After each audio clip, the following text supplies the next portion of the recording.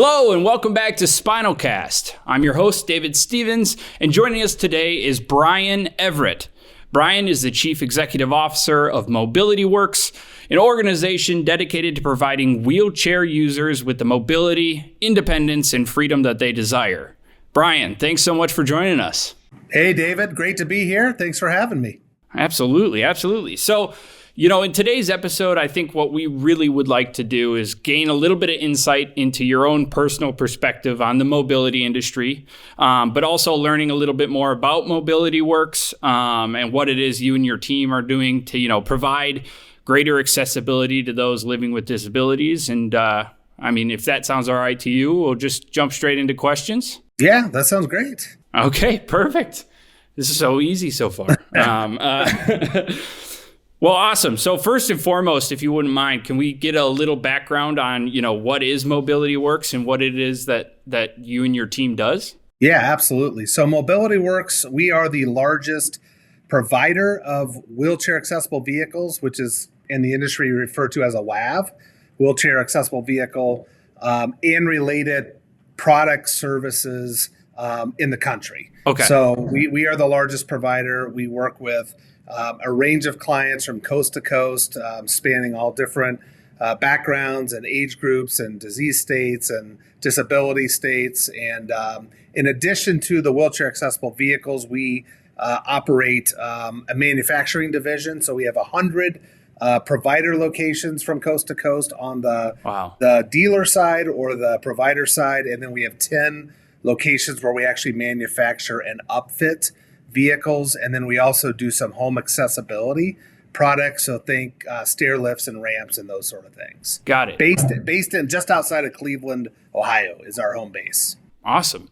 So when you say manufacturing, do you manufacture the parts that go into the lifts themselves in the vehicle, or are you sourcing the lifts and then manufacturing the lifts to the vehicle, basically? Yeah, good question. So at the provider location, we install all the equipment. So think the van comes with a lift pre-installed from one of our supplier partners. Okay. And we do the final fitting for, hand controls and turning seats and, other equipment that's needed by a client. Mm-hmm. At our upfitting facilities, we actually cut floors, lower floors, install new floors with rear entry or side entry ramps. Mm-hmm. And then we do a tremendous amount of commercial business, which is think of if you're on a shuttle somewhere at the Disney World or at a hotel chain and you see a wheelchair lift, we do a lot of those products where we put in a new subfloor,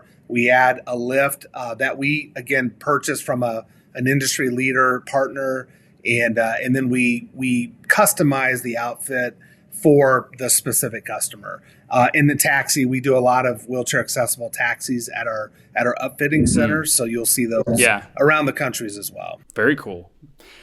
So I think, some of the audience might be wondering how you got connected with MCPF in the first place. I know, our executive director, Peter Morton, and you have a bit of a relationship. So can you kind of delve into how did you get connected with MCPF? Yeah, absolutely. So I spent the vast majority of my career in retail, working for large, well-known retailers across the country. Mm-hmm. And the last 10 years or so really focused in healthcare, in the pharmacy and clinic space. And I had an opportunity to come to MobilityWorks in 2020, and that's the year I met Peter. Okay. So a friend of mine, a former colleague, who I knew and worked with and respected a great deal, Steve Carter, reached out to me when I joined MobilityWorks and said, "Hey, I think you need to meet Peter Morton and hear his story." And so I did that in 2020, met Peter, and was really inspired not only by his story but his work. Yeah. And the work of his mission and the team. And so we've been friends, I guess, now for 4 years. We kind of, I think, helped sponsor some aspects of the golf tournament back there in Minnesota. Awesome. And have just grown to really respect the work that's being done and Peter himself as an individual. Fantastic. Well, and we just recently published an episode with Steve Carter and his sister, actually, on our show as well. So that's, small world type of thing, but that's very cool. So you kind of mentioned this a little bit in that answer, but transitioning from retail sales or retail as a whole, and then kind of into the medical side of things. But what brought you into mobility? Like, why MobilityWorks in the first place? Yeah. I get that question a lot. I've been very blessed in my career, and I've had the opportunity to work with incredible companies, incredible people, and really experience a lot of like professional development as a leader. And when I had the opportunity to do something different, I'd been probably 30 years into my career now, I guess this year. 5 years ago, I said I'd like to do something that is a little more of a mission, purpose-driven calling. And I have a love for automotive engineering and always have. I grew up in a GM family, and my dad worked for General Motors, and I really had this need to serve and to help others. And so I met with the MobilityWorks team and got connected with the founder, a great man who has become a great mentor to me through that process. And that was, I guess, about 5 years ago now. So it's been a really rewarding and challenging part of my career, but it's been for sure the most enjoyable. Well, awesome. Is there anything specific that you would say makes it more important, or is it more so just the ability to, fall in love with your work, but also know that your work is doing good? Kind of what makes it so important, I guess. Yeah. Well, listen, we all have stories of friends and family members who, have mobility limitations. My mom has MS, and she's not in a chair, but she definitely has mobility limitations from time to time. And just the mission was very important to me. We do a lot of work with veterans, and so I think I kind of got bit by it, and the opportunity to take some of the skills and experiences I've learned and had over the years in my professional career and apply them to an industry where we really are changing people's lives every single day. Totally. A lot of companies say that, but I get to live it every single day. And we have an incredible, team at our company that, tirelessly works to help provide people with more mobility. And so it's just really rewarding. It's challenging, but you get to change the lives and tens of thousands of people and families every single day when you come to work. Yeah, no, that's certainly a rewarding aspect of the job, to say the least. You talk a lot about all of these different, I guess, products or services that MobilityWorks offers and how you bring those to your customers. But how are you able to ensure that, the products and services that you're providing are addressing all of the needs that people living with disabilities might have? Yeah. Are you constantly iterating, looking for new opportunities, new lines of business? Kind of what is your approach to that? Yeah, that's an important question, David. You have to listen. We spend a lot of our time listening to our clients, and there's a lot of similarity in different needs of various clients, but every need is a little bit different. So you just listen and ask for feedback, solicit feedback, ask for ways to make the interaction with our company and our products and our people more seamless, less friction in the interaction, whether that's improved digital capabilities or I'll give you a great example. We had a lot of people saying, hey, I can't get up my stairs. Like, can you guys help me with that? And so a couple of years ago, we started looking into the stair lift and vertical platform lift and accessible ramp business. And so we've been able to add some products and services to our portfolio really just by listening to what our clients need and trying to innovate and create products and services that they need and that they would help them in their journey. What would you say are the biggest barriers then that are still not necessarily being met for people who are living with disabilities? Do you feel like we're only scratching the surface of kind of the services that you can provide, or where are we drawing short still? Yeah, no, I mean, listen, it's the nature of this business is it's a need. It's not a want. Nobody says when they're a little kid, I hope to own a wheelchair van someday. Right. Unless they're in a wheelchair as a little kid. Yeah. Right. It's a non-discretionary purchase. Right. And so it's not something that you desire to have, but it's something that you need. And we think of it like a needed piece of medical equipment. That said, a lot of our business is paid for by the client. It's not covered through insurance or other programs. Mm-hmm. There are programs that help offset some of the costs, but the short answer is the affordability is the number one barrier. There are a lot of people who would like to have a personal wheelchair, accessible vehicle that can't afford it. And so we spend a lot of time working with clients on ways to finance, sourcing used products that are, at a better price point, maybe or a lower price point. Mm-hmm. We have a very large rental fleet. So you may not be able to own one, but if you want to rent a van a couple times a month or, a few months a year, whatever the case might be. Yeah. And so it's really thinking about how do you provide this, I hate to say even luxury, this basic mode of transportation to people when the affordability is the biggest challenge. So we spend a lot of our time thinking about that barrier. The second thing is I think a lot of people, this will sound like the opposite of that answer, but a lot of people don't realize that they can get a personal wheelchair accessible vehicle, right? They think of it as I've got to take a commercial solution or a service that comes and picks me up. And when you think about the cost and the ways to structure the cost of one of these vehicles, there really is a lot of avenues to get people into the product. So some of it's affordability, some of it's education, and I would say we have to continue to help provide as many solutions as we can for those in need. Absolutely. Well, and that's it's an interesting thing to bring up too, because a lot of these people are all in at least in the spinal cord injury space, they're all in custom chairs, mm-hmm. and those chairs are not cheap. That's right. And all of a sudden, these costs start adding up. I did get a chance before we jumped on here to peruse the website a little bit and see some of the vehicles you had for sale. And, I think as far as a price point is concerned, it seemed very approachable. It's not like, honestly, it wasn't as expensive as I was expecting to see, which is cool. I think, it's proof that you're not there for the profit necessarily. You're there to get people the service that they need so that they can live a fulfilling life and get to where they want to go. Yeah, no, thanks for saying that. And, I think the average price of a new vehicle today is about $45,000 to $50,000. Mm-hmm. And so the average price of a wheelchair accessible vehicle is more than that, but it's within,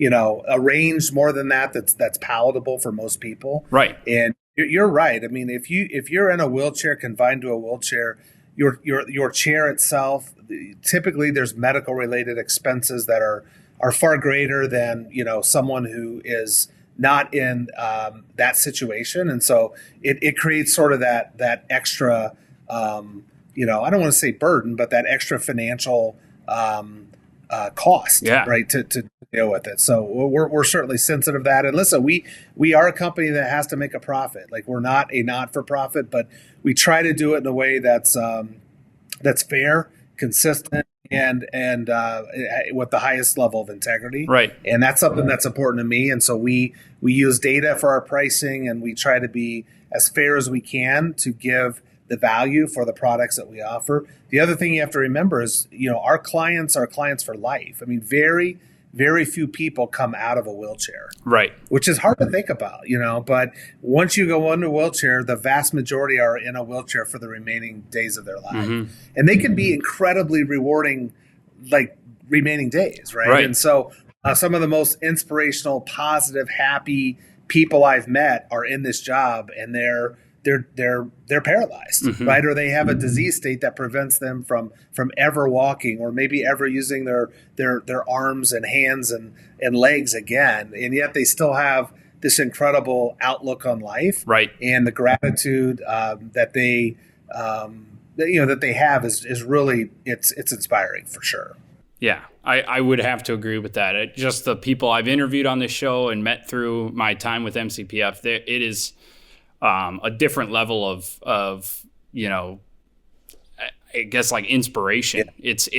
It's hard to even imagine how I would be in their situation, and just hearing them with such high spirits is very, very moving.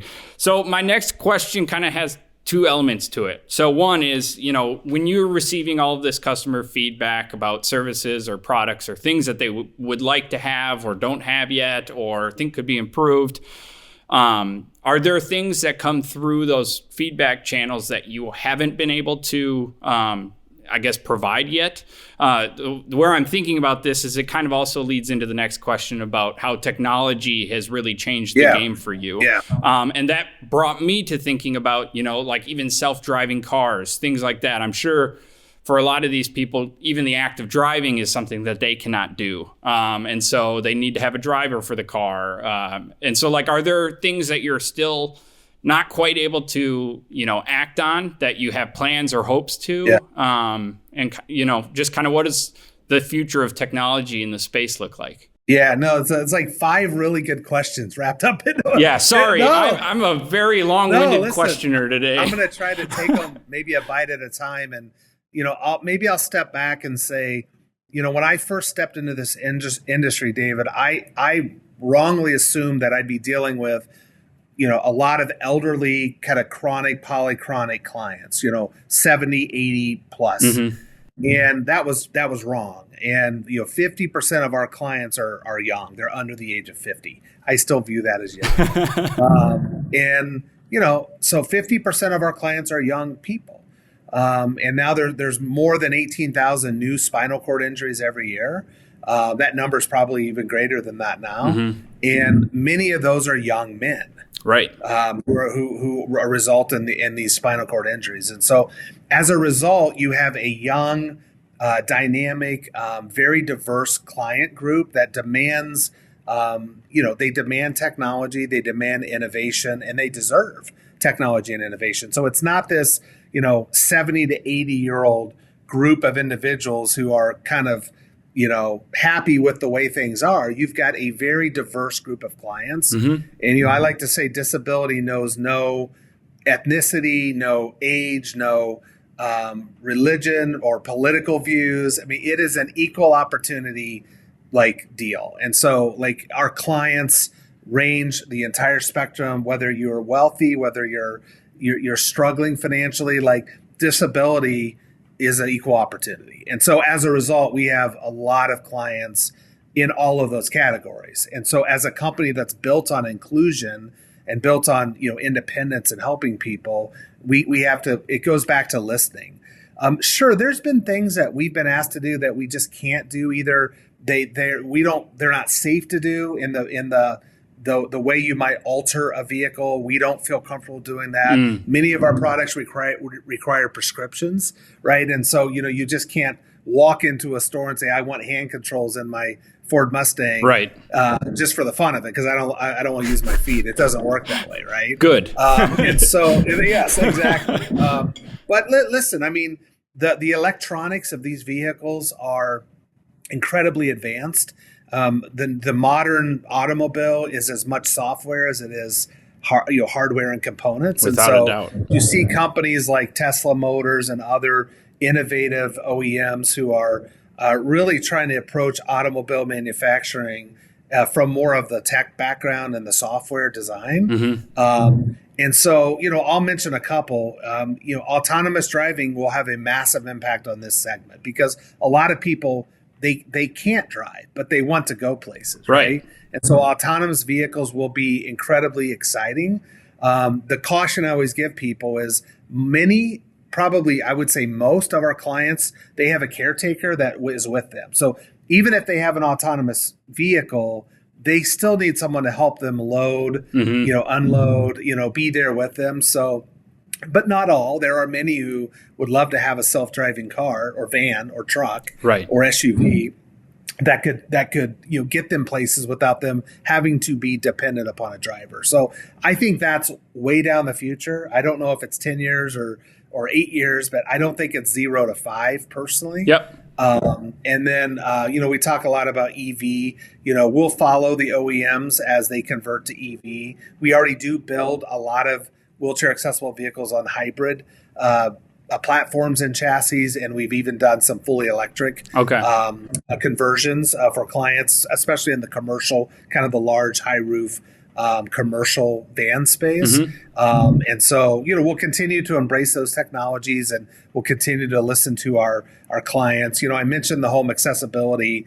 It's not necessarily innovative, but, that was an example of us taking feedback from our clients and saying, how can we help in the home? Right. With an elevator or a vertical platform lift or a stair lift, and bringing some of that innovative design and the improved technology into people's homes as well. Right.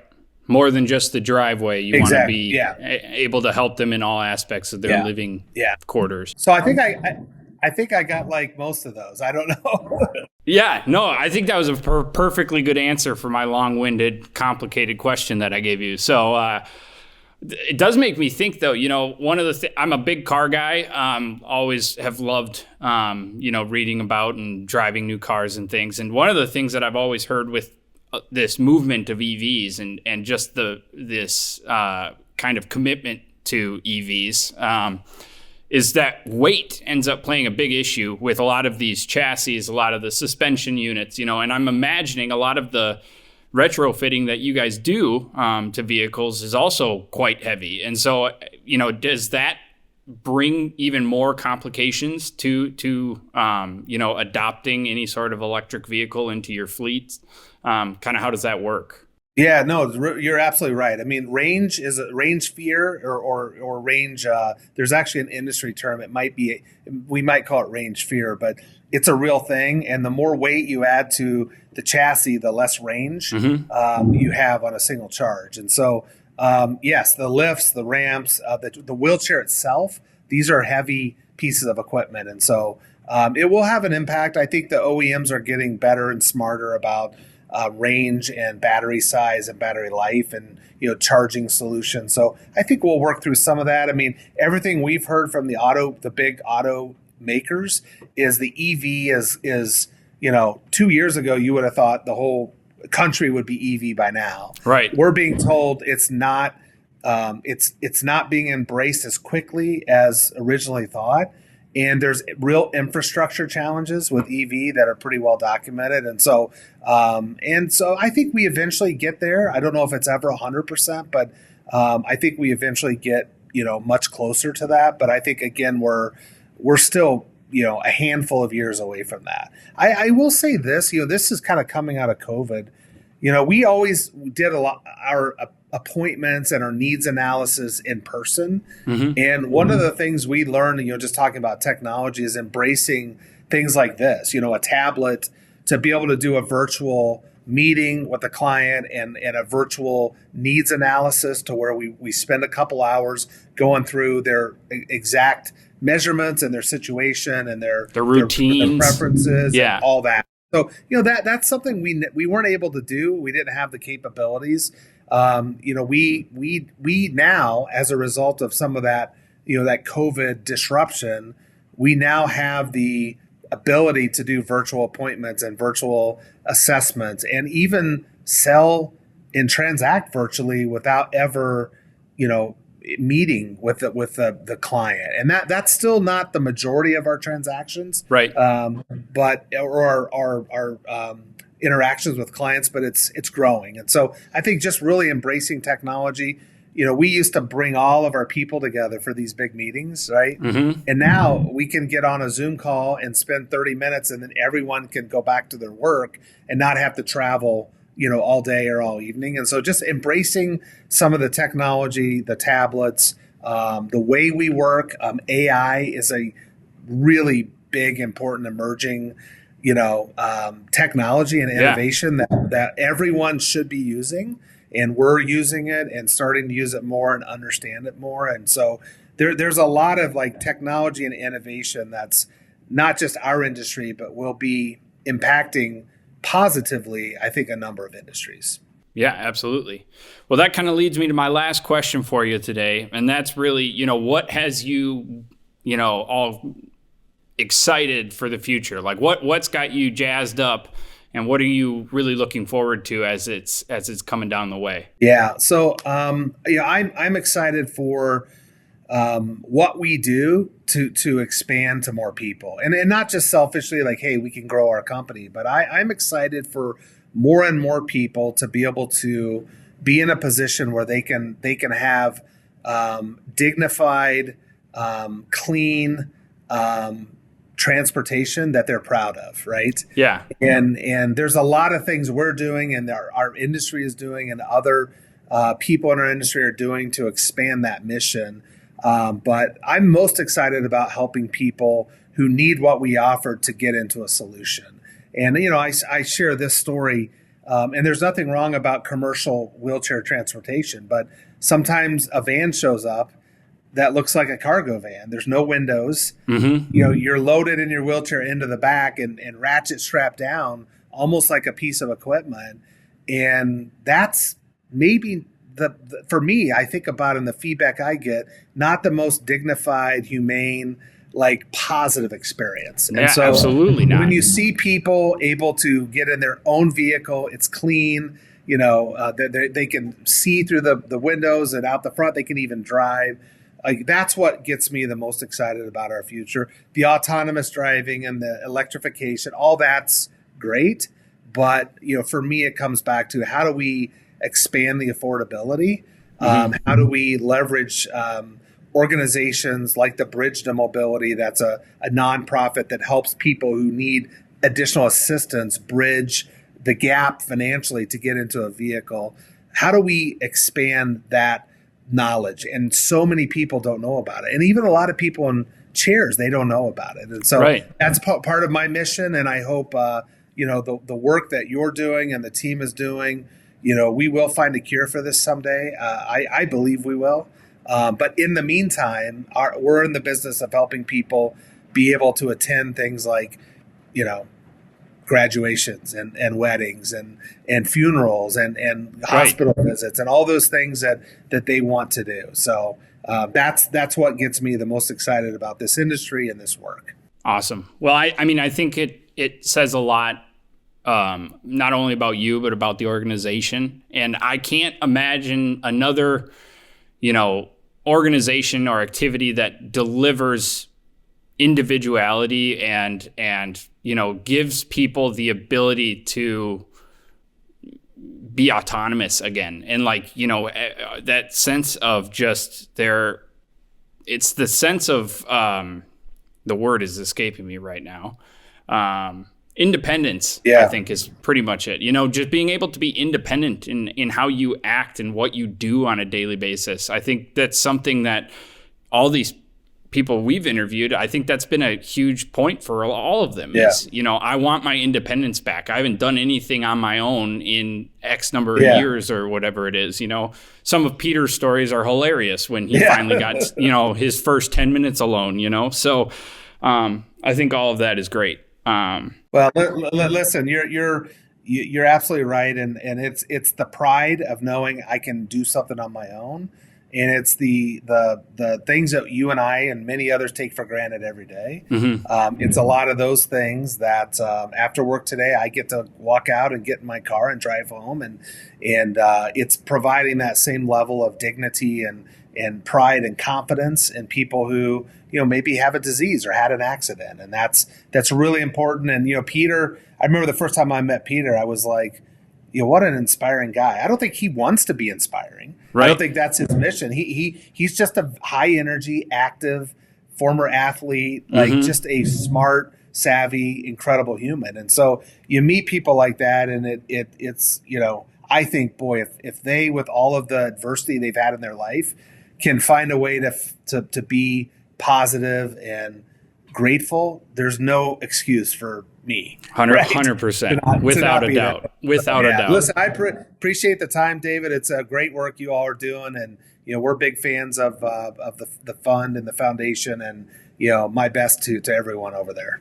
Well, thank you. Thank you very much for that. And I think that covers all the questions we had. I do want to take a moment to encourage the audience to, visit the description, and down there they'll find a link to MobilityWorks, so they can look a little bit more in detail about what it is you do and what you offer.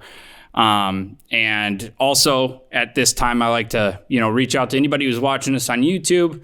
I would love a subscribe or a like. Otherwise, if you're on your favorite podcast platform, you could always give us a follow, and that's appreciated. But Bryan, just want to thank you again for joining us. The work that you do and your team does for this community is meaningful and essential to improving lives of those living with disabilities. And we couldn't be more grateful for all of that effort. So thanks again. You got it. Take care. Thanks. Awesome. Thanks, Bryan.